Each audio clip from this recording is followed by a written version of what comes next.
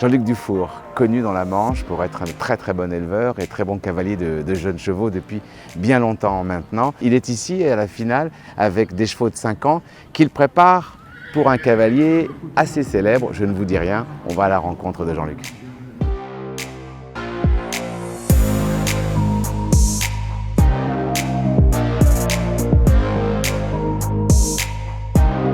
C'est pour le plus précoce, mais tu vois qu'il va sauter des belles épaules. Oh, oh. Oh, oh.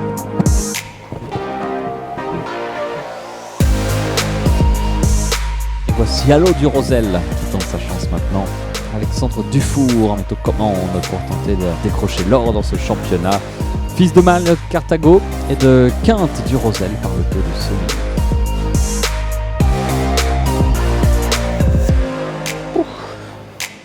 Je suis retrouvé un petit peu près du 2 et le reste c'était vraiment bien. Un petit peu près du Ouais.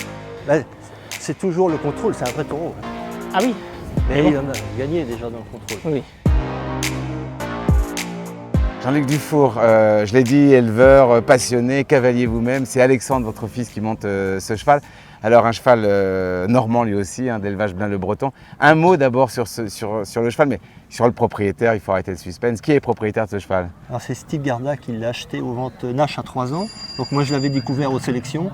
Donc monsieur Blain-le-Breton l'avait amené aux sélections de Saint-Lô. Donc j'avais vu que le cheval avait vraiment un truc, quoi. Il nous demande de l'amener progressivement, de lui faire apprendre son boulot sans pression, sans rien. Et je pense qu'il a tout dans la caisse pour faire un top cheval. Jean-Luc, je vous connais un peu, vous êtes un homme discret, sérieux mais discret. Et là d'un seul coup, la preuve, on risque de vous suivre un peu plus. Est-ce que c'est de la pression? Est-ce que Steve vous met de la pression parce qu'il se dit que c'est peut-être un cheval qu'il a choisi pour demain? Comment vous gérez cela? Avec Steve, il n'y a pas du tout de pression. C'est le bonheur de travailler avec des gens comme ça.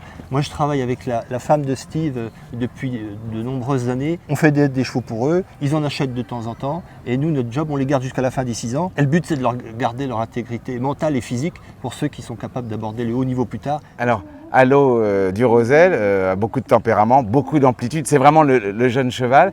Est-ce que c'était un cheval facile à débuter? Il semble avoir un petit peu de crampe. Est-ce que c'était facile ou pas? Le cheval, c'est un vrai taureau. Il a beaucoup de sang. Et quand on l'a débuté à 3 ans et demi, on a mis un petit moment à pouvoir le débourrer. J'avais Steve de temps en temps au téléphone et je lui disais ah ben ton cheval il saute super bien dans Liberté, mais pour le moment il n'y a personne qui réussit à rester dessus. Il vire tous les cavaliers. Donc je me suis un petit peu attelé à la tâche.